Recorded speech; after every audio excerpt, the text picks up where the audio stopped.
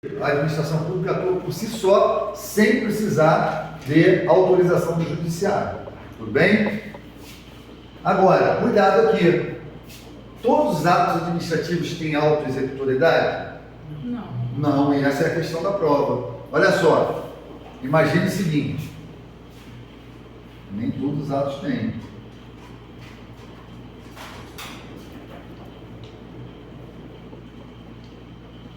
Multa de trânsito. Se eu não pagar, a administração pública vai lá na minha conta e vai tirar o dinheiro? Ela pode fazer isso? Não. Não. O que ela vai ter que fazer? Ela vai ter que entrar com uma execução, né, de título da dívida, vai virar título da dívida pública, uma ação judicial, né, de execução fiscal. Ou seja, ela não vai precisar do Poder Judiciário. Então, a cobrança de multas vencidas, a cobrança de tributos vencidos, será uma exceção à autoexecutoriedade. Se eu não pagar o IPVA do meu carro, o que vai acontecer? A administração pública vai pegar meu dinheiro na conta? Não. Em algum momento ela vai me cobrar via judicial, não é isso? É assim que acontece. Tá bom? Então vamos colocar uma observação aqui do lado de autoexecutoriedade. Este é um atributo autoexecutoriedade. Este é um atributo que não está presente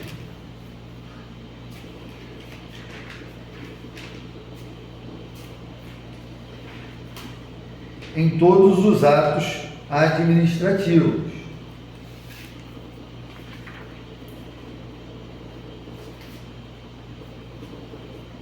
Não está presente em todos os atos administrativos.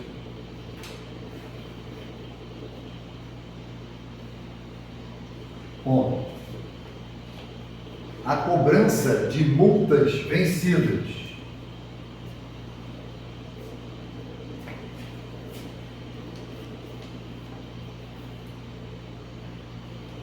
e tributos vencidos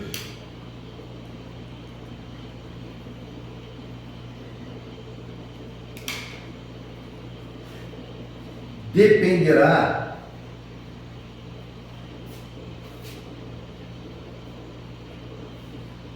para recebimento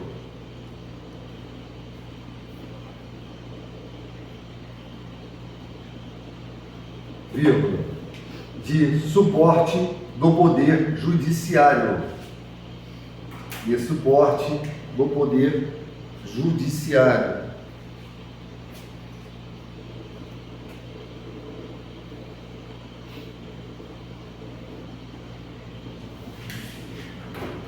Legal? Tudo bem? E a tipicidade? O que é tipicidade? É o fato de ser típico, o fato de estar descrito na norma, tem que estar descrito na lei, né? Então, por exemplo, uma cobrança de multa, né? Ela viu pela notificação, pelo auto de infração, ela não está descrita na lei, esse procedimento? Sim, então pode acontecer. A remoção do veículo é uma das medidas administrativas previstas. A retenção do veículo, o recolhimento da CNH, são tudo medidas administrativas que têm previsão na lei, que é o Código de Trânsito. Então, isso é tipicidade. É o fato de um ato administrativo praticado pelo agente público ter previsão na lei. Lembra do princípio da legalidade? Eu, administração pública, só posso fazer o que a lei determina. Não é? Então, se tem previsão na lei, tem tipicidade. Se não tem, eu não posso atuar. Ok? Então, se eu quiser, por exemplo, dar uma suspensão no CTB, uma suspensão que vai no prazo aí normal, de 6 meses, se eu queria botar suspensão de 10 anos, eu posso? Não posso, por quê? Não tem previsão no CTB para isso. Não tem previsão em lei. Não tem tipicidade. Ok? Vamos colocar a observação no nosso caderno.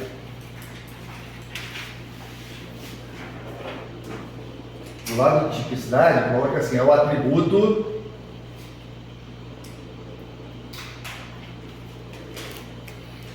que determina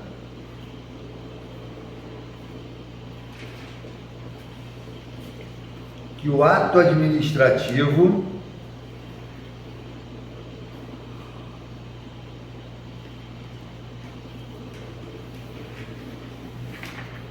deve estar previsto em lei.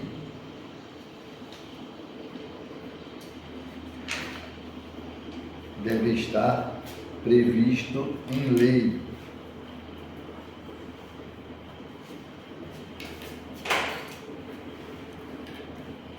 Legal? E a imperatividade? A imperatividade é o atributo ou característica que fala que a administração pública ela está em supremacia perante o particular. O particular pode até não concordar com o ato administrativo. Eu não concordo com esse ato administrativo, mas eu sou obrigado a obedecer? Sou. Então, ainda que o particular não concorde com o ato administrativo, devido ao atributo da imperatividade, ele é obrigado a obedecer. A administração pública, ela, em regra, estará em supremacia perante o particular. Tudo bem? Há exceções. Há exceções. Haverá atos administrativos em que a administração pública não estará em supremacia perante o particular. Por exemplo, eu chego aqui no município para pegar uma certidão, ok? A administração pública vai ver ali, consta no cadastro público os dados do que ela me dá a certidão. Tem alguma supremacia nessa relação? Sim ou não? Não. Né? Tem alguma ordem a ser seguida? Não. Eu peço a certidão, a administração me dá. Ok? Eu peço um atestado, a administração me dá. É um simples ato enunciativo. Da mesma forma, se fosse uma licença, eu peço a licença para uma coisa, cumpro os requisitos, a administração pública tem que me dar licença. Ok? A CNH dá uma licença para dirigir? A gente cumpre os requisitos, cumpriu tudo. O Detran pode negar de te dar habilitação? Não. Então, esse é um ato negocial, né? Então, atos negociais e atos enunciativos não têm imperatividade, porque a imperatividade, a administração pública ela tem que estar em supremacia. Na multa tem a coisa? Tem a imperatividade? Na multa, o que vocês acham? A aplicação de multa tem imperatividade, né? Na advertência tem imperatividade, mas nos atos negociais e nos simples atos materiais não há imperatividade, tá? Então, vou colocar essa observação. Neste atributo,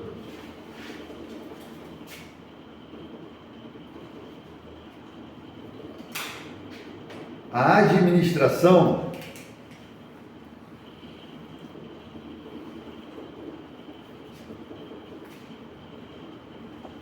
pode impor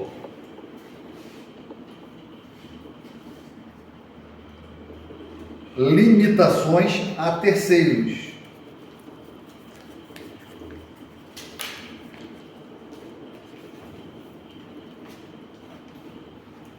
Vírgula. Ainda que estes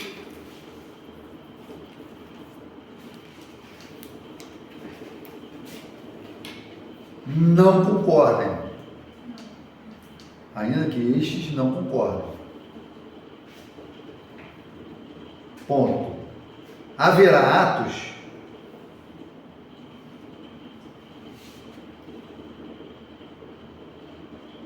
sem imperatividade.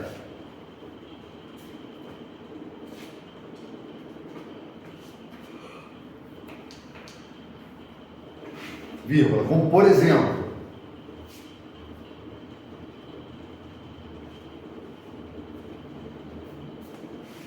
os atos enunciativos.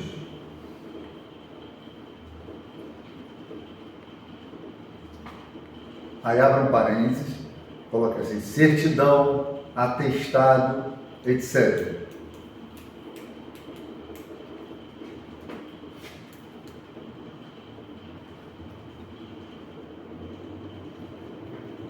Fecha parênteses.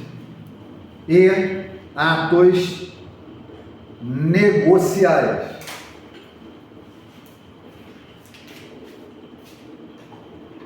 E atos negociais. Aí abre um parênteses. Permissão, vírgula, licença,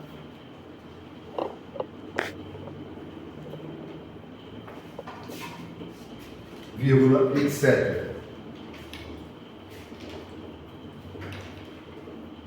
Fecha parênteses. Tá? Tranquilo então, gente? Esses são os atributos do ato administrativo. Nós não vamos confundir com os elementos do ato administrativo. Elementos ou requisitos. Os atributos, a gente viu aqui, são características, né? Como o ato vai se impor. Os elementos são as partes que compõem um ato administrativo. Tá? Então aqui a gente tem sido conhecido por fim formóvel.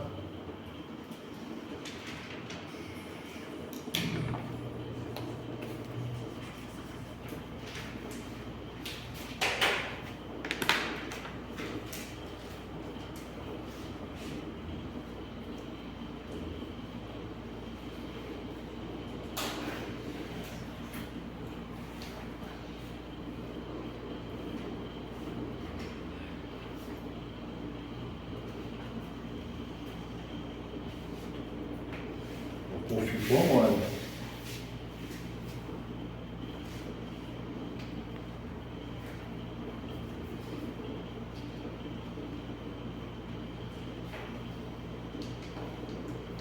E a competência,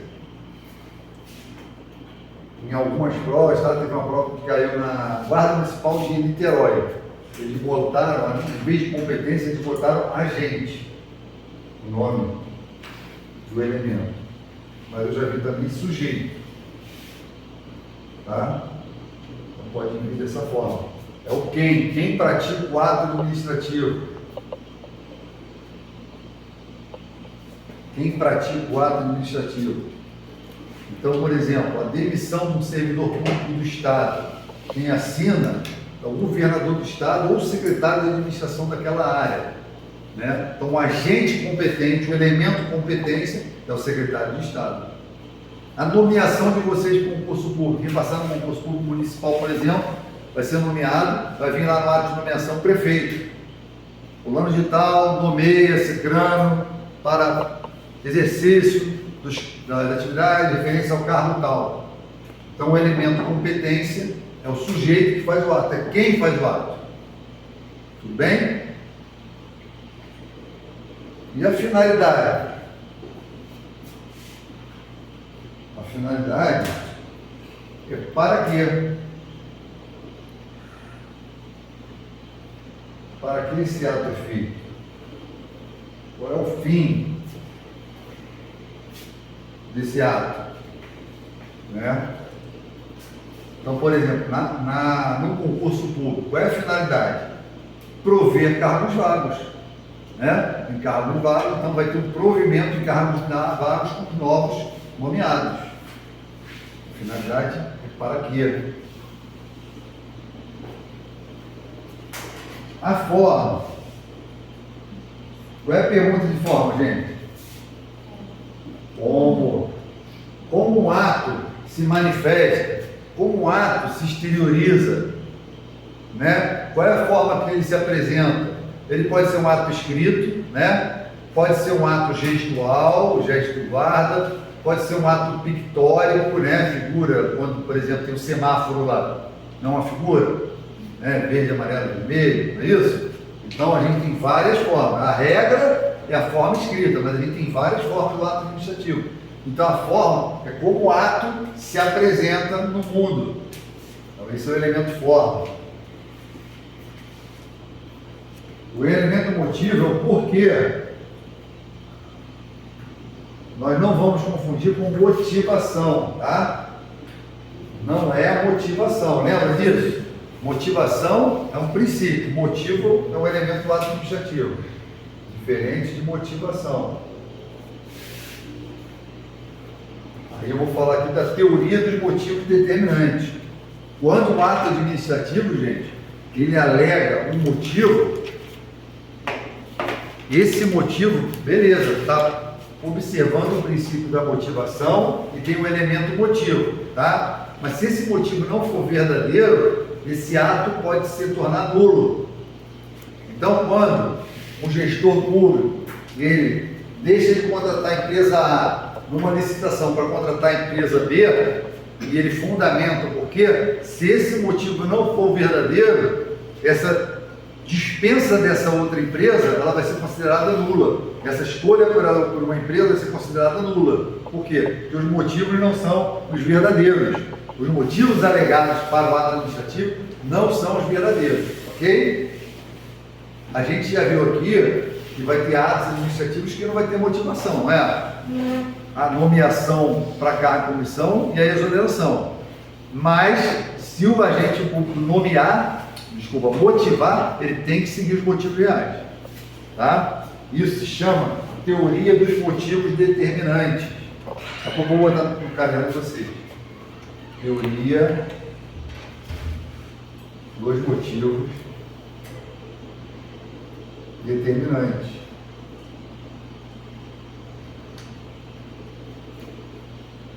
E o objeto de um ato administrativo é o quê? É o quê? Então, eu sabendo as perguntas, eu consigo matar na prova. Né? Se a gente pensar num exemplo prático, se tenta levar para a prática, né? A gente pensa assim, um prefeito de um município elaborou um edital querendo nomear novos concursados para fins de prover cargos vagos, né? Porque o efetivo está baixo. Então, olha só, competência, prefeito, finalidade, prover cargos vagos, motivo, o efetivo daquela categoria está baixo, a forma é um edital, a forma é escrita e o objeto é o próprio edital, é a nomeação. É a busca pela nomeação. Tudo bem? Então a gente tem que fazer essa análise assim. Tranquilo, gente? Não vamos confundir elementos do ato administrativo, também chamado de requisitos, com atributos do ato administrativo. O ato administrativo ele pode ter vício, ele pode estar contaminado, ele vai ser sempre perfeito ou ele pode ter erro, gente? Pode ter. Pode ter erro. Imagine o seguinte, eu sou um gestor público, sou secretário de obras públicas do município, tá? E aí, o que acontece? Eu começo a privilegiar obras numa região do município onde eu tenho imóveis, propositalmente, ok? Tem uma casinha naquele lugar, o lugar é muito bem maneiro, vamos começar a mandar fazer uma praça lá, pavimentar tudo, pintar tudo, para usar meu imóvel lá. Esse meu objetivo, ele é público ou ele é privado? Privado. Está contaminado? Tem vício?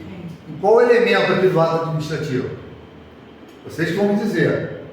Não vou dar pista não. Na finalidade, né? Na finalidade. Na finalidade. Por quê? O objetivo deve ser o interesse público, que eu não estou vendo para o objetivo privado. Então aqui há um vício de finalidade chamado desvio de finalidade. Desvio de finalidade. Também chamado desvio de poder. Desvio de finalidade ou desvio de poder. Já ouviu falar isso? Fulano está atuando com desvio de poder. Né? Isso a gente vê. É o desvio de finalidade. Tudo bem? E se o vício for de outra forma, gente? Olha só. Me colocam lá para ser o chefe da comissão de sindicância. Sabendo que a sindicância, ela só vai... Sindicância é um instrumento apuratório que só vale para punição de suspensão até 30 dias. Suspensão até 30 dias. Demissão pode? Não. Demissão tem que ir para o processo administrativo. Aí eu, na sindicância, como chefe da comissão de sindicância, aplico a pena de demissão a um servidor. Eu atuei dentro ou fora da minha competência? Fora. Tenho vício? Qual elemento? Competência. Eu não era agente competente para aplicar aquela penalidade. Ok? Eu poderia aplicar suspensão até 30 dias. Apliquei demissão. Eu sou um agente competente? Então esse ato é legal ou ilegal? Ilegal. Cabe anulação ou revogação? Anulação. Pela administração ou pelo Poder Judiciário? Pelos dois. Pelos dois. Viram como é que é o direito administrativo? Tiramos um caso concreto e trabalhamos aqui, ó. Atuei com vício de competência. O ato é viciado? É viciado. Então, ele é ilegal. Cabe anulação e revogação. Anulação. E a anulação pode ser por quem? Pelo Poder Judiciário ou pelo Administrativo. Só uma diferença. O administrativo, ele pode anular provocado ou de ofício, não é? Ele mesmo viu, o meu chefe superior falou, não, cara, não podia aplicar essa penalidade aqui. Nós vamos rever de ofício, pelos nossos próprios meios nós vamos mudar. Já o judiciário não, o judiciário só anula provocado. O judiciário não atua de ofício, só por provocação, tá? O judiciário é tudo provocação. Só por provocação. O judiciário não vai abrir uma ação judicial para anular uma ação administrativa se ninguém for lá. Se alguém chegar lá no judiciário, pô, você com uma petição aqui e tal, já protocolei, né, foi distribuída, estabeleceu as regras de competência e aí chega lá para ele o pedido, aí ele atua, mas de ofício ele não vai atuar não, para anular uma ação administrativa. Tá legal? Então, vamos colocar uma observação, essas observações sobre os desvios aqui, tá? No nosso caderno. Coloque assim: haverá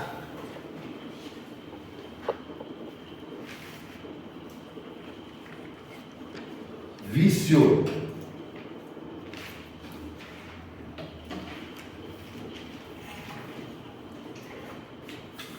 no elemento competência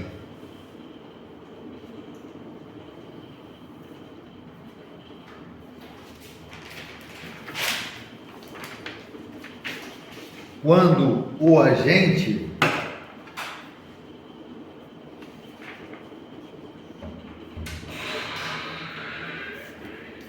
não for competente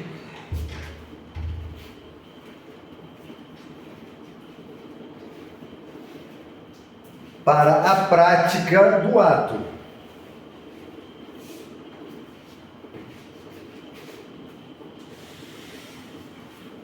Ponto. Neste caso,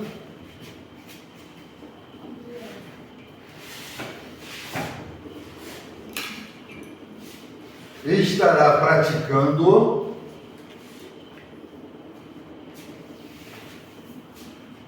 aí coloque aqui, ó, gente, ó, excesso de poder. Excesso de poder, ou seja, ele está fora da competência dele, ele está fazendo uma atribuição que ele não pode. Excesso de poder. Esse é o vício, excesso de poder, tá? Quando o elemento viciado for competência, tá legal?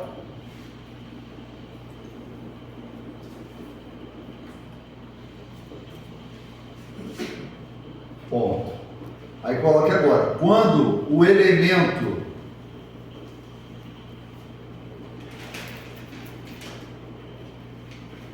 finalidade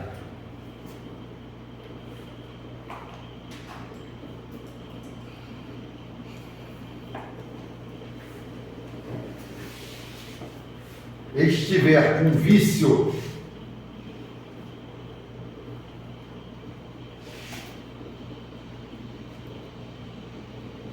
viu?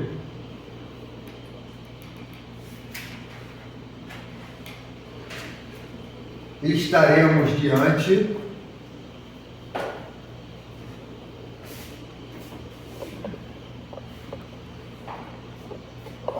de desvio de finalidade ou de poder.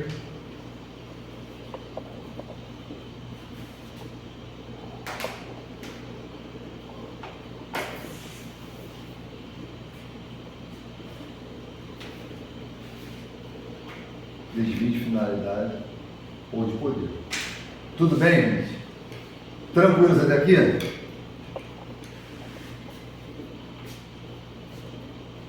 Então a gente já viu aqui em atos administrativos os atributos, né? Agora vimos os elementos, cada um deles. Vimos que quando tiver vício no elemento competência, porque o agente atuou fora da sua atribuição, acima da sua atribuição, vai ter excesso de poder, ou no vício na finalidade, quando esse elemento de finalidade for descumprido. Eu deixar de dar uma finalidade pública para dar uma finalidade pessoal, privada, o favorecimento pessoal. Tá? Aqui, gente, no excesso de poder tem um outro exemplo que a gente coloca muito, é o seguinte, você já deve ter visto com o Rodrigo, quem pode instaurar inquérito policial? É o inspetor ou o delegado? Delegado. O delegado, né? Mas aí vamos imaginar que o inspetor, que não tem atribuição para isso, instaura inquérito policial. Ele pode fazer? Não. Quem pode instaurar é o Delegado. delegado. Tem um vício aí nesse ato administrativo de instauração? Em qual elemento? Competência. Competência. Então estaremos diante de excesso de poder. Esse ato pode ser anulado. Ok? No caso, teria vínculo com a razoabilidade, com o princípio da razoabilidade ou não? Acaba que a razoabilidade ela pega um impacto nisso, mas é mais a legalidade. Mais a legalidade. É, a parte da lei, porque quem traz as atribuições das tarefas, né, por exemplo, quando vocês forem assumir aqui um cargo na administração pública, passar num concurso aí de guarda municipal, ou do Detran, ou da Polícia Civil, o que seja, né, da Polícia Militar, tomei posse lá. Na lei, a lei do cargo vai dizer o que vocês precisam fazer. No Detran, é o plano de cargo do Detran. Então pegou lá, pô, eu preciso fazer isso aqui é a minha atribuição, né? Se eu atuo fora daquela atribuição, fazendo coisa que eu não estou habilitado a fazer pela lei, né, eu estou atuando com excesso de competência, né, e aí eu estou ferindo a legalidade, porque a lei fala que minhas atribuições não são essas, são outras. Pode, porventura, esbarrar na moralidade, na razoabilidade, mas o grosso é na legalidade. Tá legal, gente? Tranquilo? Beleza? Vamos para os desfazimentos dos atos administrativos. O ato, às vezes, é ilegal, tem que sair do mundo jurídico, ele não pode ficar permanecendo, né? Porque é ilegal, não pode permanecer para sempre. Então, agora a gente vai ver as formas de desfazer um ato administrativo, formas de extinção de um ato administrativo.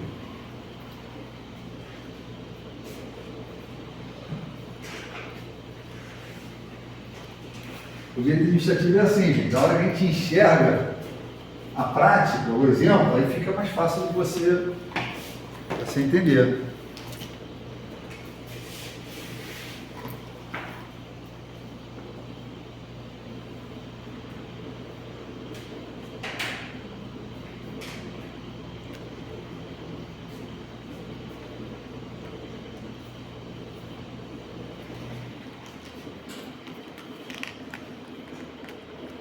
Formas de extinção dos atos administrativos.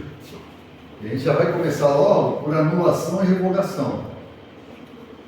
Tem outras, mas a gente vai começar por essa.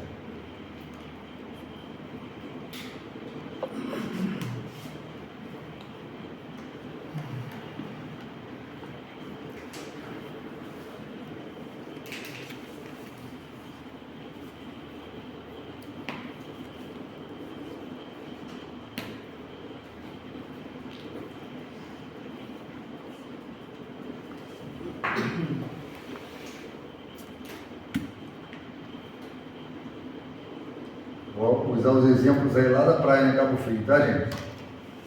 Que estão bem na nossa, né? Estão recentes aí, a gente vai poder enxergar com mais facilidade. Normalmente eu uso exemplo de São Gonçalo, tá? Tem muito exemplo em São Gonçalo, é abundante. Tem alguém de São Gonçalo? Não. Mas agora, como teve muita questão, né, nas praias, né? Parece que lá até deu uma apertada, né? Lá em Cabo Frio apertada. Mas em outras épocas estava mais bagunçado um pouquinho. Agora tem postura de tudo quanto é canto na praia. Hã? Tem postura, pessoal, né? Tem pessoa postura, eu sou. Teve um cara da Barra Municipal, ele falou Isso que foi bom para a Praia do Forte, que as pessoas estavam fugindo da Praia do Forte, porque estavam tendo roubo, isso e aquilo outro. Agora a praia já está mais movimentada. Já está diminuindo. tá entendendo? Tem que ser, tem que botar um controle. Né? Então vamos lá, olha só. Se a gente falar de um ato administrativo ilegal, o ato é ilegal. Ele não é legal, ele está contra a lei. Esse ato tem que ser anulado, ok? Então a anulação, ela vai ataca atos ilegais. Olha só, a gente tem uma série de atos ilegais, né? O ato praticado com desvio de finalidade é ilegal? É. o ato praticado por um agente pelo elemento competência que não pode ser legal, é ilegal, né? Então a gente tem vários exemplos aí. Então, vamos trazer um exemplo aqui do nosso cotidiano, um exemplo que pode acontecer, né? A gente passa num concurso público e alguém que teve uma nota menor que a nossa, que não está em situação nenhuma de cota, fica na nossa frente, nomeado na nossa frente. Pode acontecer isso? É uma ilegalidade, não é? Sim. Se é uma ilegalidade, não cabe anulação? Sim. Então, essa nomeação dessa pessoa que não deveria estar na frente, ela vai ser anulada, vai ter anulação. A anulação, ela pode ser pelo judiciário, né? E pela administração, né? A própria administração pública pode. Então, a anulação de um ato administrativo é pelo Poder Judiciário ou pela administração pública. Nesse caso aí, vamos imaginar, alguém foi nomeado na minha frente, sendo que eu fiz 90 pontos, o cara fez 80, não pode, né? Aí eu vou lá e entro com uma ação judicial pedindo a anulação, é anulada. Mas vamos imaginar que a administração pública verificou que havia um erro e ela mesma anula, não pode fazer isso? Pode. Então a anulação, se for pelo judiciário, é mediante provocação. Provocação. E a administração pública? De ofício, né? Ela pode pelos seus próprios meios ou por provocação.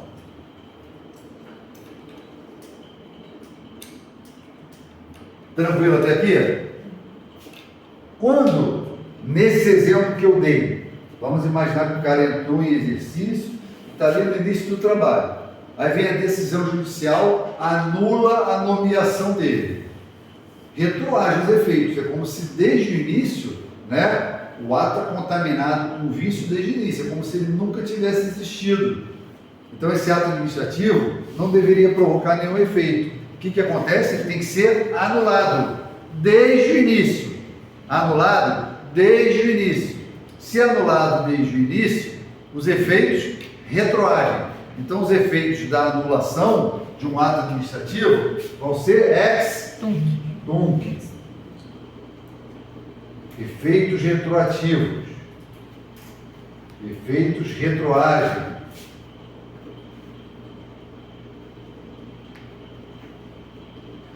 Efeitos retroagem. Então, o que a gente sabe de anulação? Ele ataca atos ilegais, pode ser feita pelo Poder Judiciário ou pela administração pública. Se for pela administração pública, pode ser de ofício ou por provocação, mas se for pelo Poder Judiciário, só por provocação. E os efeitos da anulação retroagem são ex tunc. Tranquilo, gente? E a revogação, Fábio? A revogação já muda um pouquinho, né? A revogação, ela não ataca a ilegalidade, ela ataca um ato que é legal, que é legítimo, mas não é mais conveniente e oportuno. Ela ataca atos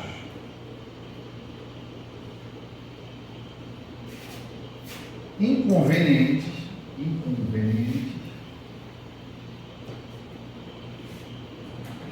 e inoportuno. Então vamos levá-lo para Cabo Frio para a gente exemplificar. Vamos pensar que o município tem autorizado um número de 400 barracas na praia para o pessoal poder comercializar seus produtos, tá? 400. Só que assim, veio uma demanda muito grande de gente na praia. A praia está muito tumultuada. O poder público municipal verificou o seguinte: eu autorizei 400, mas está muito tumultuado. Ok? Então, a administração pública, ela, vendo que autorizar 400 pessoas com suas barracas vendendo coisas na praia, tumultuou demais, ela fala: não, vamos fazer o seguinte, vamos desautorizar 200, vamos autorizar somente 200. Ok? Havia alguma ilegalidade nessa autorização primeira? Não. Mas a administração pública, revendo ela percebeu que não era mais conveniente ter só 200 autorizados, porque iria gerar menos problema na orla? Sim. Então ela faz uma revogação da autorização. Ela faz uma revogação do ato administrativo. Olha, essa autorização que eu tinha dado, eu vou retirar ela. E agora vai ter menos gente circulando na praia. Tudo bem? Então, por motivos de conveniência e oportunidade, a administração pública revoga um ato. Não é por motivo de legalidade. É conveniência e oportunidade. O ato era legal, estava bonitinho, mas a administração pública resolveu retirar aquele ato administrativo. Ela revogou o ato administrativo. Tudo bem? O Poder Judiciário pode revogar ato administrativo da administração pública? Não. Só quem pode revogar ato administrativo é a própria administração que editou o ato. Olha a diferença. Na anulação, o judiciário pode se meter, que tem legalidade. Mas na revogação não. Só quem revoga é a própria administração. Só quem revoga é a própria administração.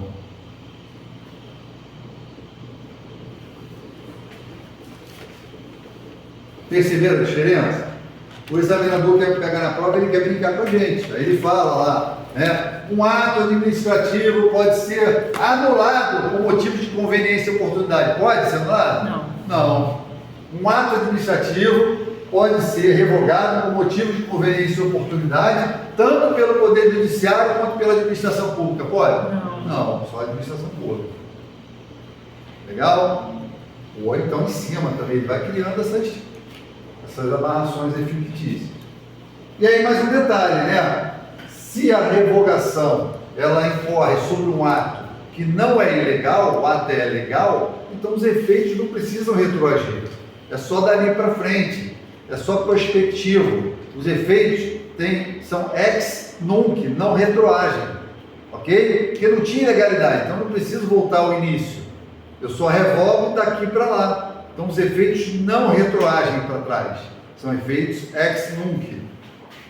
Então os efeitos na revogação são ex nunc. Olha só a diferença aqui, tá, gente? Atenção, vou sublinhar.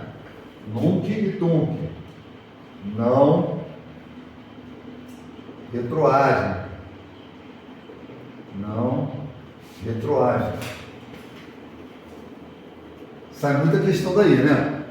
Dá um mundo de perguntas só desse pedacinho do quadro aí. Perceberam, gente, a diferença? Então, na anulação, ataca atos ilegais. Na revogação, atos inconvenientes e inoportunos. Na anulação, tanto o Poder Judiciário pode atuar, quanto a própria administração pública. Na revogação, só a própria administração pública. Na anulação, os efeitos são ex tunc. E na revogação, os efeitos são ex nunc. Muita diferença.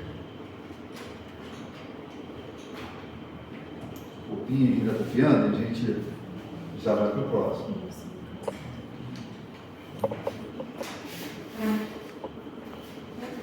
Tranquilos aí, vocês? Tá? Daiane, tranquilo? E para mim, o próximo dois últimos. Tudo. Engraçado que na maioria das questões é a anulação e revogação, né? Mas de vez em quando tem as questões aqui mais capciosas sobre caducidade. E, na verdade, eles fazem muito contraponto de caducidade e cassação, né? Eles tentam coisar, mas assim, a ideia confunde aqui, né? A ideia confunde aqui. Aqui eles tentam confundir o termo.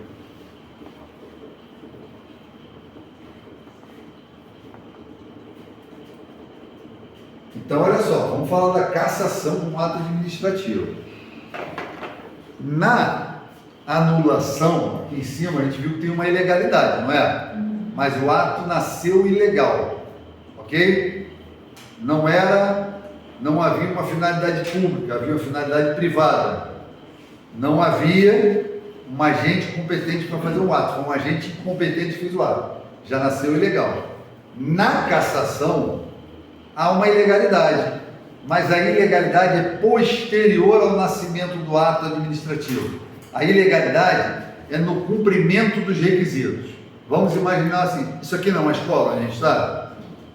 O alvará de autorização é para quê? Para funcionar aulas, não é isso?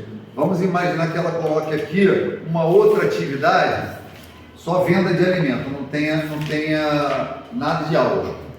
Ela não vai estar violando uma condição para que essa instituição funcione? Quando saiu o alvará de autorização, foi com esse objetivo. Se esse objetivo não for o objetivo praticado, vai ter uma contrariedade ao que foi permitido, vai ter uma ilegalidade, vai ter um descumprimento posterior. É a mesma coisa quando eu monto um restaurante e daqui a pouco eu coloco uma outra loja com outro artigo qualquer.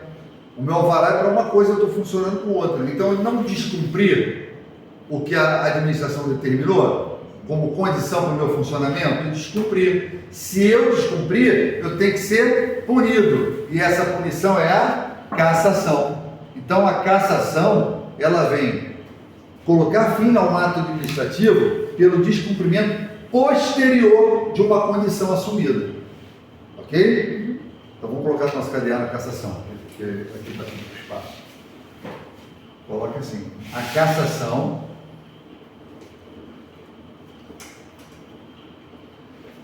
que é a retirada do ato administrativo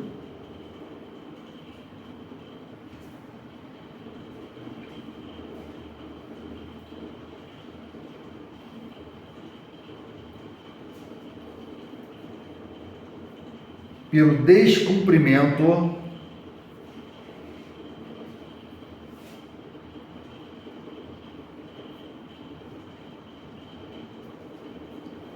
das condições impostas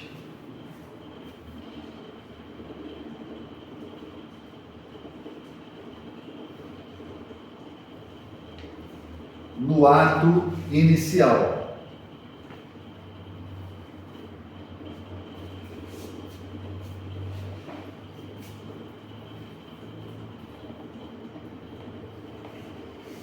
Legal? Tudo bem, gente? Tranquilo? Agora aqui é o cerne da questão. Caducidade e contraposição. Vou apagar essa parte aqui de cima. Tirar a qualidade aqui.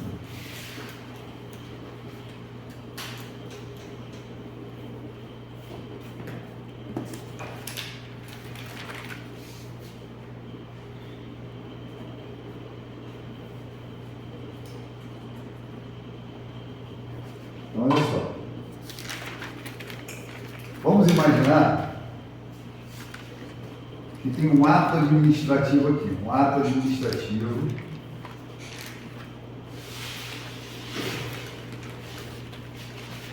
que foi feito no dia 20 de janeiro. Tá? Esse ato administrativo é a autorização de uso de um bem público. Tá? Vai ser permitido usar uma praça que tenha em algum lugar aqui em Aranoama, próximo a uma área de grande vegetação. Então vai ter aqui um ato administrativo de autorização de uso de bem público. A autorização é só um exemplo, tá, gente? De uso de bem público. É mais para vocês prestarem atenção mesmo. Aí, no dia, beleza, está sendo utilizada aquela área lá, está todo mundo lá, passear, está muito bacana, né? Beleza. No dia 20 de fevereiro do mesmo ano, vem uma lei. Uma lei. A lei ela é mais vigorosa que o ato administrativo, não é? A lei é mais importante, está acima do ato administrativo. Vem uma lei falando que essa área aqui é uma área de preservação permanente, que não pode ter uso por particulares. Ok? Então vem a lei e fala, a partir de hoje, a área tal vai ser de uso permanente, vai ser de preservação permanente e não vai ter uso por particulares. O que acontece? Esse ato aqui de autorização, ele não fica sem força? Ele não fica invalidado? Se a lei fala que não pode, essa autorização de uso daquele patrimônio, né, para passear, não pode mais. Então, a retirada de um ato administrativo por uma norma posterior que lhe retire eficácia. Esse é o conceito da caducidade. Vem uma lei posterior que tira a possibilidade dos efeitos de um ato administrativo anterior, por ser com ela incompatível. Perceberam? Daqui a pouco eu boto no caderno, agora é importante vocês entenderem. E a diferença, tá? É com isso que o examinador está contando na prova, que a gente confunde. Na contraposição, tem um ato administrativo aqui, feito no dia 20 de 1 de 2026. Vou botar aqui uma data melhor aqui. Vamos lá. 20 de 6 de 2026, vocês foram nomeados para o município de Saquarema. Amém. Bom? Amém. Recebam, né? Recebam. Recebam. Vamos nomear. Nomeação. A nomeação é um ato administrativo, não é? Beleza. Aí, vamos imaginar que vocês continuaram estudando lá. Agora eu quero ser policial civil. Passaram em 20 de 6 de 2027. Vocês vêm aqui, vocês vão ser nomeados na Polícia Civil. Aí vocês vêm aqui e pedem exoneração. Pedir exoneração da Prefeitura de Saquarema, que eu vou assumir na Polícia Civil. Ok? Vocês concordam que a exoneração, ela elimina a nomeação? Né? Se você pedir exoneração, tu vai sair, tu não vai poder mais estar nomeado aqui, não é? A exoneração elimina? Sim. O que é que eu quiser sei lá, uma área diferente? E esse cargo não é compatível de acumulação. Na Constituição, só é possível a acumulação, são 2 cargos de professor, um professor com um técnico, 2 é profissional da saúde devidamente regulamentado. Policial com guarda municipal não dá para acumular. Tem alguns cargos que dá, da Constituição, tá? É um caso que dê Eu estou botando esse exemplo aqui porque são cargos inacumuláveis mesmo. Se fosse acumuláveis, daria, desde que haja compatibilidade de horário, né? Mas esse aqui não dá. Então, essa exoneração aqui, ela não mata essa nomeação anterior? Sim. Então, o que aconteceu aqui? Um ato administrativo novo eliminou um ato administrativo anterior que era incompatível com aquele. Aqui em cima não, foi uma lei nova que eliminou um ato administrativo. Então a ideia é a mesma, veio alguma coisa posterior que fez com que a anterior não valesse mais. Só que a diferença é na caducidade, essa situação posterior é uma norma, é uma lei. E na contraposição é um ato administrativo. Perceberam a diferença? Mas nenhum dos dois vão fazer menção ao anterior. Ou a lei, no caso, pode, por exemplo, a exoneração. A exoneração faz menção, porque ela vai chegar lá no ato de exoneração, vai ser assim, vai ser a publicação. Exoneração, sendo tal, não sei o quê, nomeado e tal. Então vai acabar falando que você foi nomeado. O motivo daquela exoneração, no caso. A motivação, né? A motivação também. Entendeu? E na A lei não. A lei ela não precisa falar. Porque a lei ela tem um caráter geral e abstrato. Né? Ela vai falar que aquela área lá é preservação permanente, não podendo ter nenhuma atividade. Ela não quer saber se tem 200 atos administrativos aqui embaixo autorizando alguém a usar aquilo lá de alguma forma. Ela só vai dizer que é incompatível com a utilização por pessoas.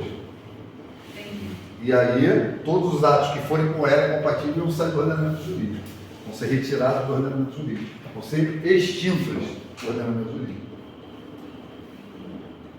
Viu a diferença?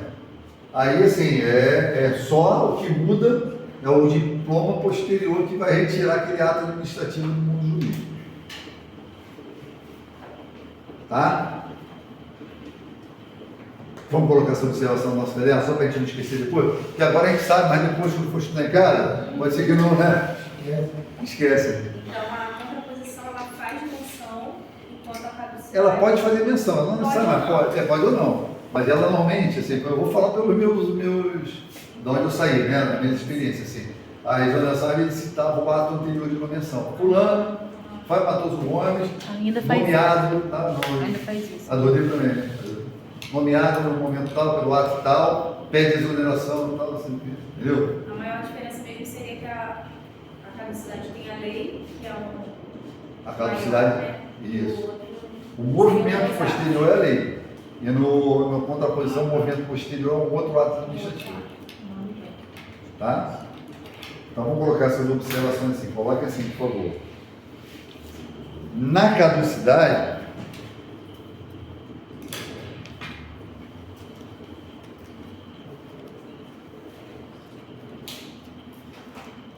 a retirada do ato administrativo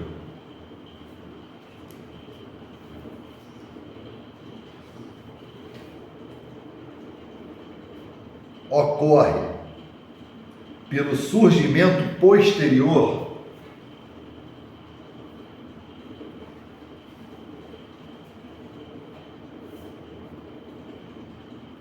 de uma nova norma jurídica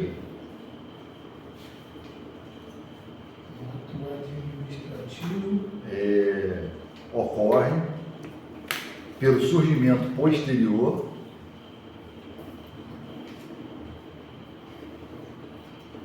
de uma nova norma jurídica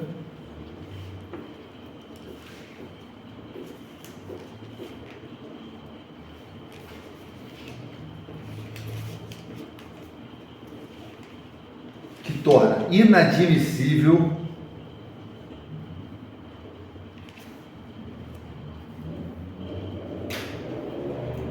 a situação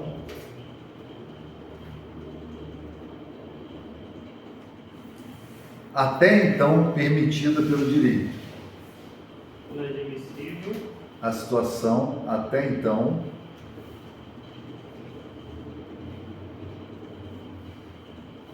permitida pelo direito.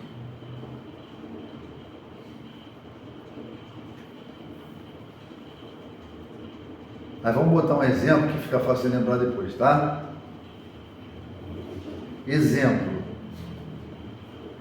Uma nova lei de zoneamento urbano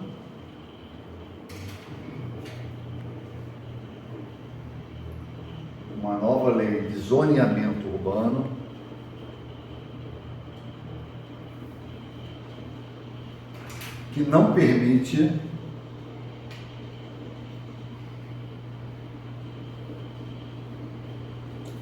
a permissão de uso de uma área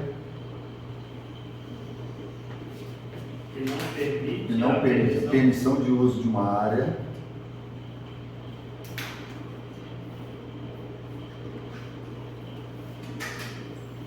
para a exploração de um circo.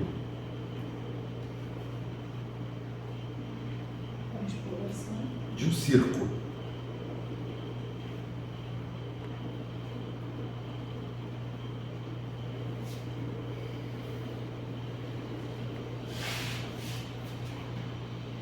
Ponto.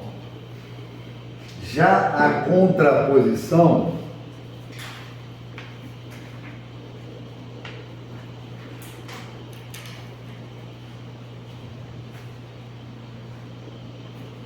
é a retirada do ato administrativo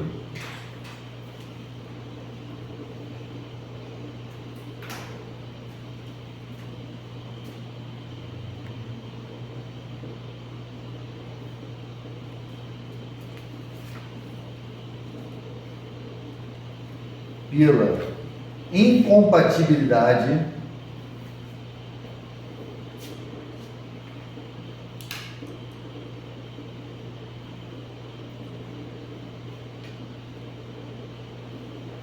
do ato anterior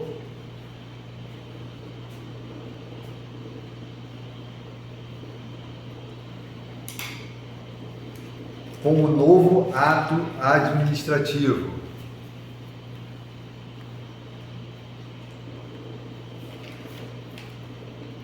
Com um novo ato administrativo.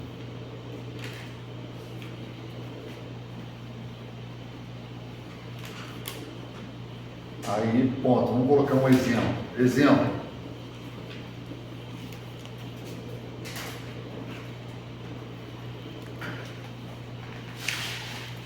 A exoneração de um servidor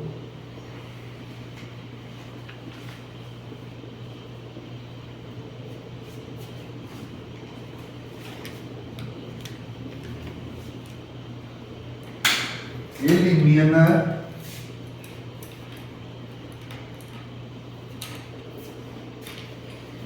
o ato anterior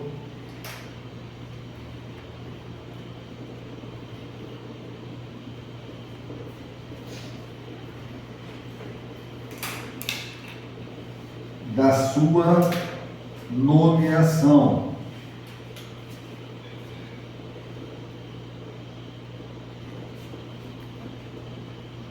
O ato anterior da sua nomeação.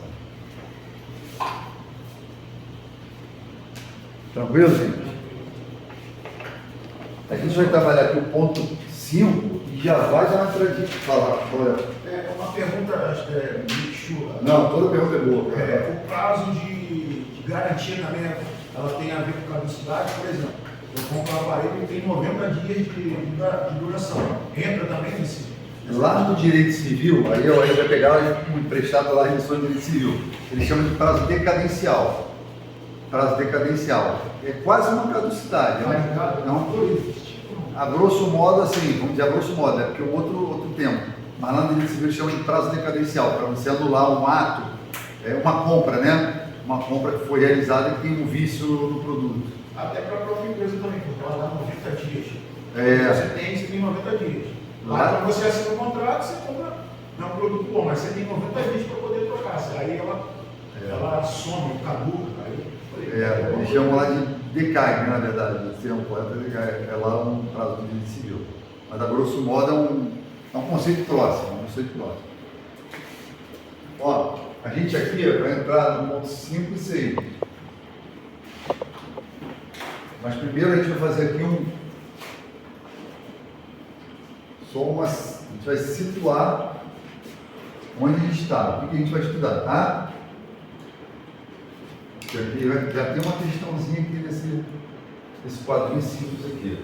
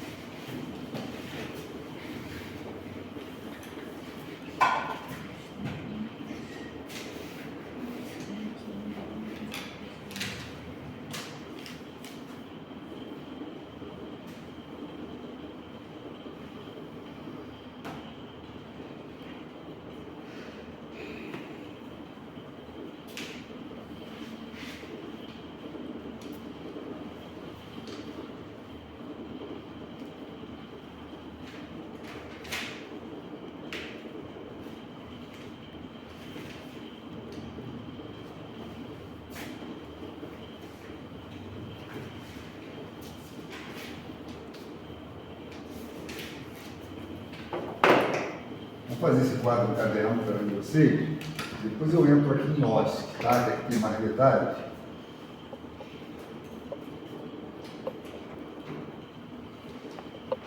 Eu vou dar 5 minutinhos, quem quiser banheiro, tomar um café, tomar uma água, tá?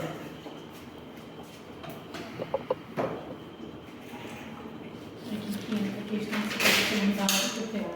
Oi? Aqui que entra a parte que está falando sobre a autotutela. Autotutela e tutela também.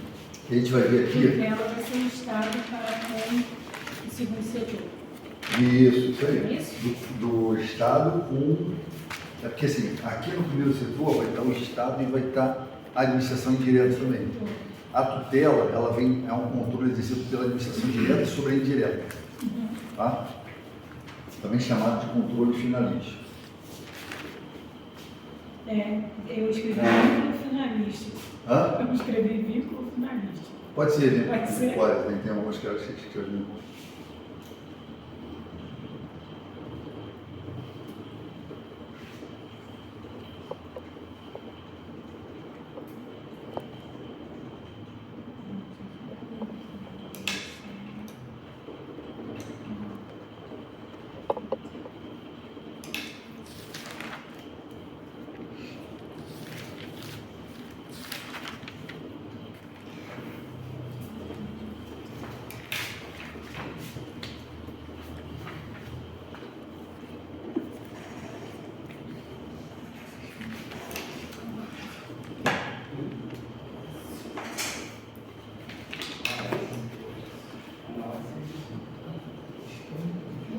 Então, olha só, gente. Primeiro setor é o Estado, tá? Então, aqui está a administração pública, né? Aqui a gente vai estudar agora. O segundo setor é a iniciativa privada, né?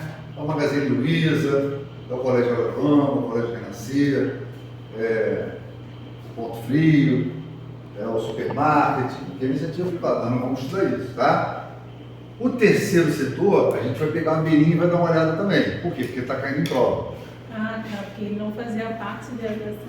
Ele não faz parte da administração pública. E a pergunta que vem em prova é exatamente essa. O que esse terceiro setor faz? Esse terceiro setor é o seguinte, lembra no início que eu falei assim, gente, ó, a administração pública ela precisa prestar muitos serviços, mas ela não consegue sozinha prestar todos os serviços. Então, em algum momento, ela vai pedir ajuda, ou contratando empresas privadas, ou fazendo parcerias.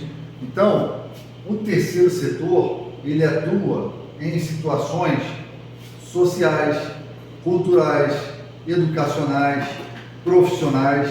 Eles não podem ter fins lucrativos, embora eles possam pagar os seus servidores, os seus funcionários. É lícito. Se falar que pagam os funcionários sem distribuir lucros, tá certo.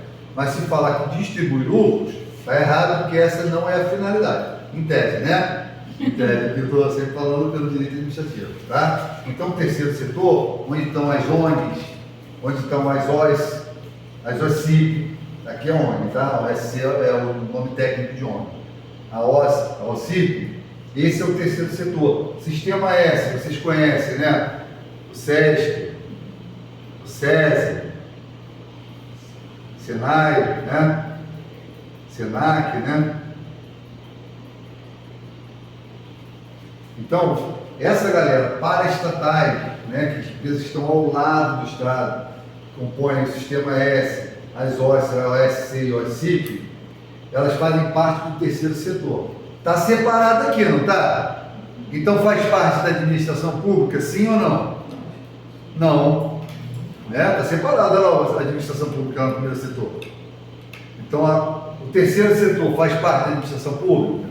Não. São entidades que atuam em cooperação. Em cooperação. Da palavra parceria, né? Parceria. Com a administração pública, mas não faz parte da administração pública.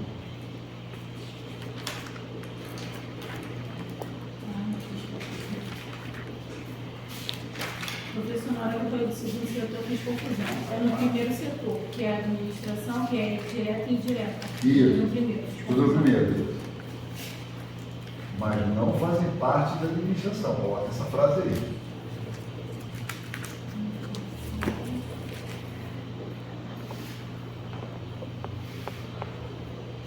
Então, gente, o terceiro setor, ele vem para ajudar a administração pública, né? Ele coloca ali uma OS, uma OSCIP, Sistema S, eles apoiam em atividades sem fins lucrativos, são fins assistenciais, culturais, sociais, educacionais, mas não fazem parte da administração pública. Por quê? Porque na prova, o examinador vem, as entidades do terceiro setor, por praticarem atividades educacionais, culturais, sociais, fazem parte da administração pública, certo ou errado? Errado. Não fazem parte, tá? Então lá no terceiro setor, a gente já matou. A OS, isso que é importante que cai em prova. Às vezes pergunta e tenta inverter. O termo, para essas entidades atuarem com a administração pública junto, em parceria, precisa de um termo. O termo que a OS faz é um contrato de gestão. Agora, gente, mudou o nome recente. Teve alteração na lei para contrato de desempenho. Então, vou pedir vocês atenção. Por quê? Porque essa mudança é de 2025 no final. Então, pode ser que numa prova aí, de uma banca mequetrefe, venha aí no termo contrato de gestão. Então, pode falar assim, ó, as organizações sociais, OS é organizações sociais, tá? Organizações sociais são entidades sem fins lucrativos que fazem parceria com a administração pública mediante contrato de gestão. Já não é mais, o nome agora é contrato de desempenho. Mas você vai olhar as outras 4 linhas. Mas às vezes pode vir contrato de gestão e pode vir contrato de desempenho. Aí você marca desempenho. Se vier, marca desempenho, tá? Se não vier e não tiver nenhuma outra certa, aí você vai contrato de gestão. Por quê? Porque às vezes a banca não atualizou o termo. Tá? Porque eu estava olhando a lei, essa lei ela teve uma mudança só nesse, pouquíssimas mudanças ao longo da lei, e teve uma mudança mais específica no termo. Então pode ser que passe batido, né, para alguns examinadores, mas a gente não pode correr esse risco. Então vocês vão ficar atentos com isso, tá? Agora, se falar que a OCIP é Organizações Sociais de Colaboração do Interesse Público, Organizações Sociais de Colaboração do Interesse Público, o termo já é outro nome, é termo de parceria. O que o examinador fazia em prova? Ele trazia o seguinte, ele mudava o conceito, ele fala as organizações sociais coletivas de interesse público são entidades sem fins lucrativos que, para atuar ao lado do Estado, assinam um contrato de gestão. Errado. Ela assina um termo de parceria. Essa aqui que assina um contrato de gestão. Tudo bem? É só memorização, gente. Eu fazia o seguinte, eu fiquei um tempo assim, falei, porra, tanta coisa vou decorar isso aí, mas eu lembrei da ordem alfabética, pô. OS vem antes de OCIP, não é? Contrato vem antes de termo, não é? Eu falei, pô, então contrato é para OS, termo é para OCIP. Pronto, já na ordem alfabética já me safou, né? E caiu isso em prova, tá, gente? Isso caiu em prova, assim mesmo, que eu falei para vocês. Legal? Usa esse macete aí que ajuda a salvar lá na hora da prova. Tudo bem? Depois eu vou voltar aqui, tá? Agora eu vou para a administração pública, que é muito item lá, e no final eu falo de OSC. Legal? Está caindo direto agora. Você pega qualquer edital agora, os caras botam terceiro setor. Pô, se a gente dá administração pública toda, agora tem que estudar terceiro setor também. É muita coisa. Mas essa eu não gostei dessa parte. Hã? Da administração pública. É muito boa. É muito boa, muito boa. Agora tem muito detalhe, né? Tem muito detalhezinho e a gente vai deixar devagarzinho. Tranquilo, gente? Então, posso apagar essa parte do quadro?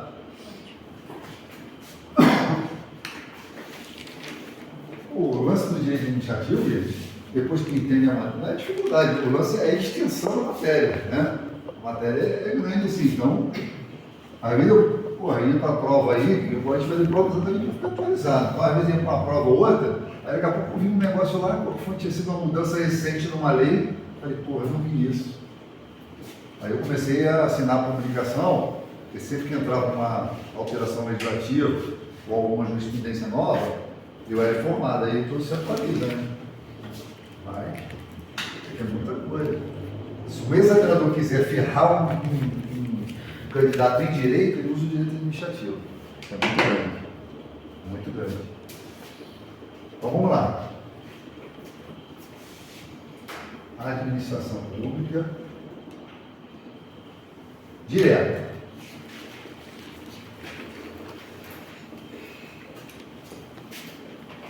Então, na administração pública direta, o que significa isso?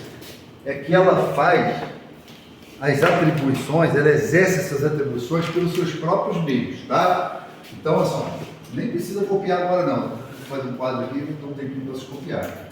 Então, aqui, ela pode fazer centralizadamente,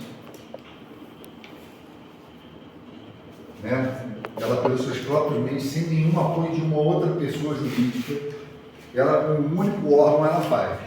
Mas ela pode atuar por desconcentração. Desconcentração. O que é desconcentração? Lembra do Ozinho aqui, ó? Esse O é de órgãos, órgãos públicos.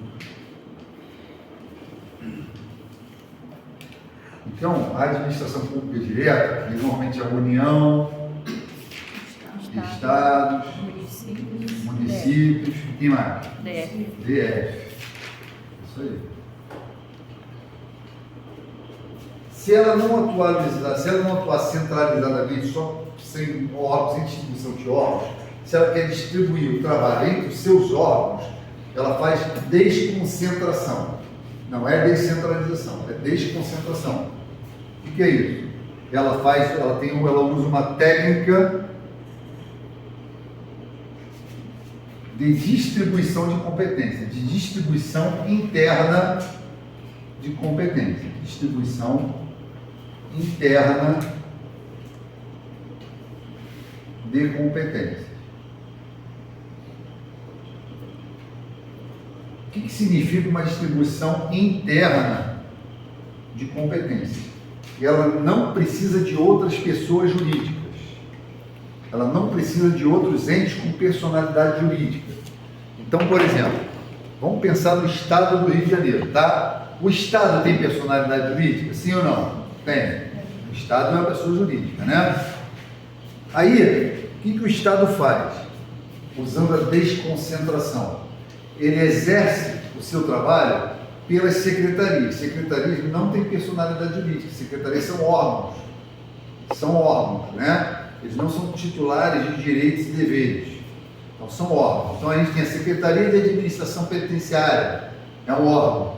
A Secretaria de Polícia Civil, é um órgão. A Secretaria de Saúde, é um órgão. A Secretaria de Polícia Militar, é um órgão. A Secretaria de Educação, é um órgão. Então, o Estado do Rio de Janeiro, pelos seus órgãos, ele exerce as suas atribuições, ele distribui para esses órgãos, ok? Ele não pega outra pessoa para ajudar, ele não chega assim e fala assim, nesse caso, tá? Eu sou o Estado do Rio de Janeiro, sou uma pessoa jurídica. O Detran é uma autarquia no Rio de Janeiro, é uma pessoa jurídica.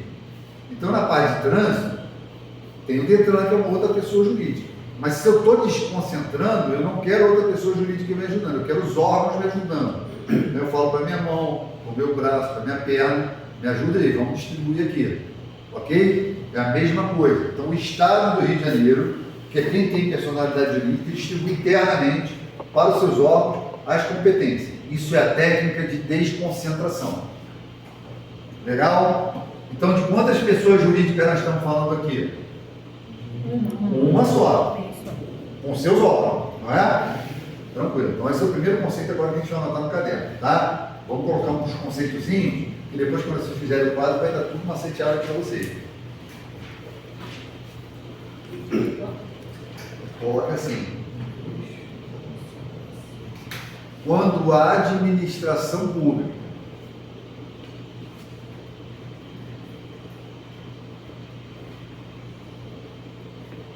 atua por desconcentração,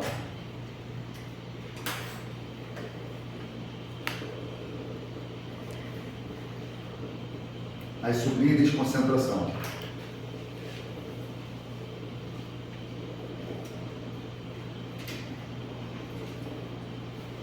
Ela estará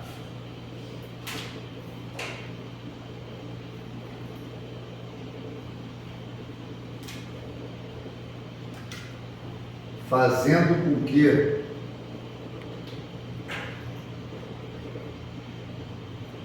a pessoa jurídica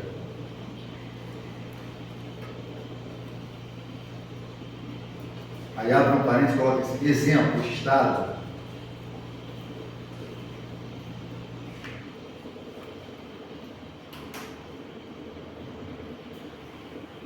fecha em parênteses, distribua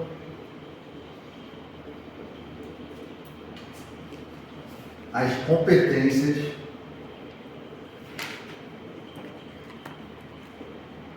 para seus próprios órgãos internos.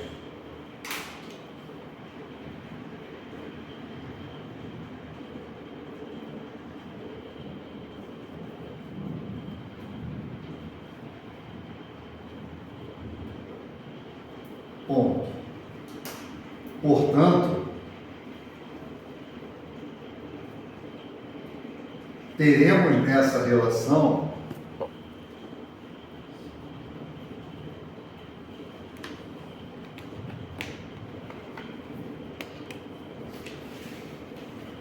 somente uma entidade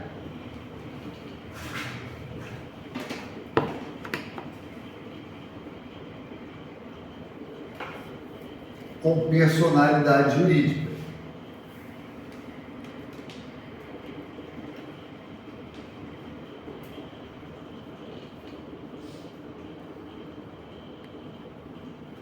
Aí abre um parênteses, coloca assim, esse é o Estado. O Estado. Fecha em parênteses. Vírgula. Já que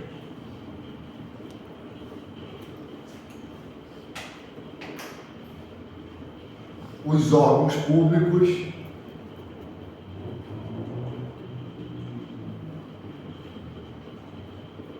são somente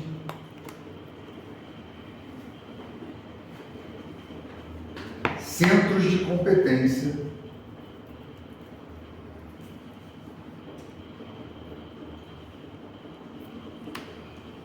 sem personalidade jurídica. Aí sublinho sem personalidade jurídica.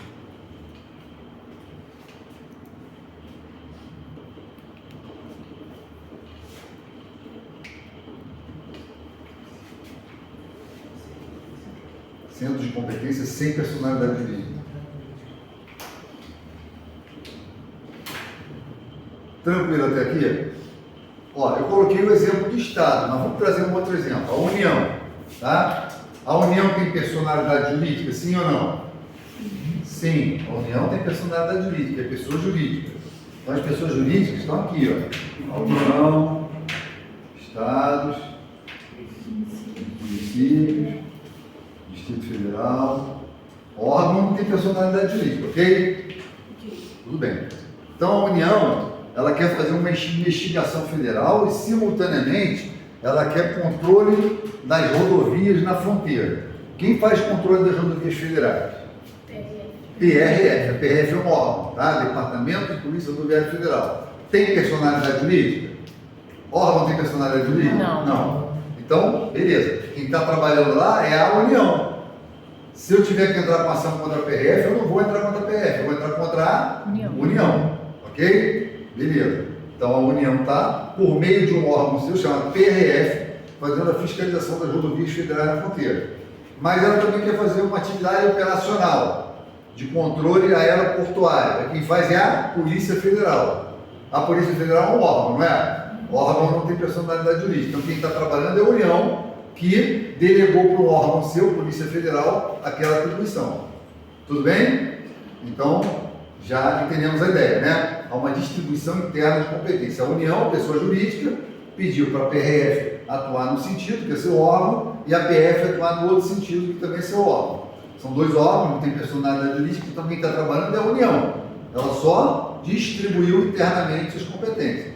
Então, se eu tiver que entrar com ação, eu entro contra a União. Eu não entro contra a PF nem contra a PRF. Legal? Beleza. Mas ainda assim, gente, muitas vezes, mesmo distribuindo internamente as competências para os seus órgãos, a administração pública direta não consegue fazer todo o serviço que precisa fazer. Então, o que ela faz? Ela ou cria, ou autoriza a criação de uma nova pessoa jurídica para ajudá-la. Então, ela faz a chamada descentralização. Descentralização. Cuidado. Ali o termo qual é? Desconcentração. Não é a mesma coisa, né? Se lá eu sublinhei o ó, para vocês verem, órgão, ó, aqui eu vou sublinhar o ente, para vocês perceberem que é uma entidade, é uma pessoa jurídica.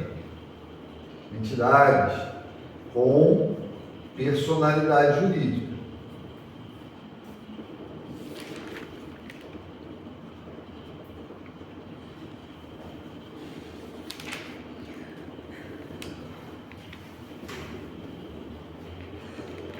São entidades com personalidade jurídica própria.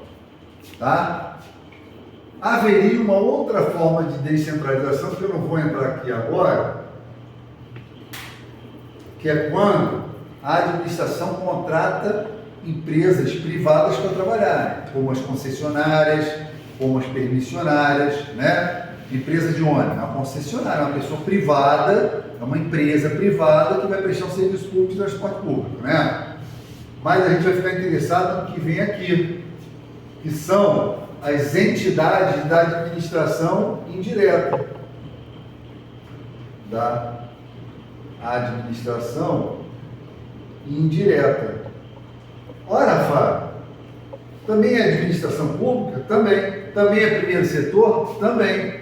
Mas são novas pessoas jurídicas que foram criadas. Não são mais órgãos. São pessoas jurídicas. Têm mais autonomia, né? Então não é uma distribuição interna, é uma distribuição externa de competência. Aqui a gente vai ter as autarquias.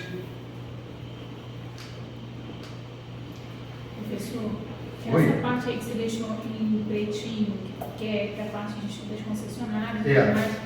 aí entra o segundo setor, que são as empresas que prestam serviço e tal. Não é o segundo setor. O segundo setor pode até entrar uma empresa que seja de segundo setor aqui. Ali o segundo setor se caracteriza por serem atividades privadas com caráter lucrativo, né? O que não impede que uma empresa daquela do segundo setor venha prestar serviço. Vamos pensar ali, no segundo setor estariam as empresas de ônibus, né? As particulares. Pode ser que uma empresa daquela de ônibus faça aqui o transporte público, não faça o transporte privado, e esteja aqui também. Tá bom. Mas originariamente ela está lá no segundo setor. Perfeito. Tá? Aqui, ó, só para a gente não ficar vazio, concessionárias e permissionárias, que é uma forma de descentralização, mas diferente da administração direta, tá? Aqui, a administração direta, a gente tem as autarquias, as fundações públicas,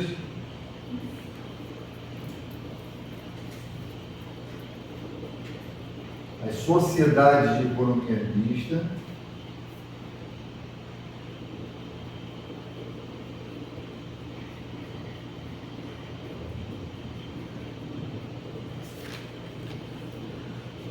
e as empresas públicas.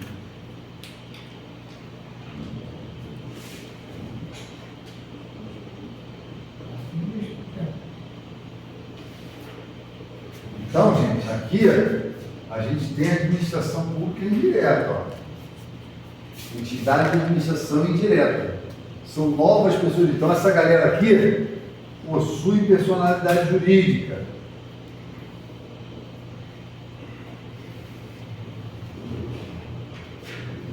O que é personalidade jurídica, gente? É a capacidade de você contrair direitos e deveres. Um órgão público não tem, porque ele não tem personalidade jurídica. Mas uma nova empresa criada pela administração, uma empresa pública, uma sociedade de economia mista, uma fundação pública, uma autarquia, ela tem personalidade jurídica, ela pode contrair direitos e obrigações. É um novo ente personalizado. Então, olha só, vamos trazer para aquele exemplo aqui. Quando a União coloca lá o PRF para fiscalizar na rodovia, Polícia Rodoviária Federal, é um órgão, não tem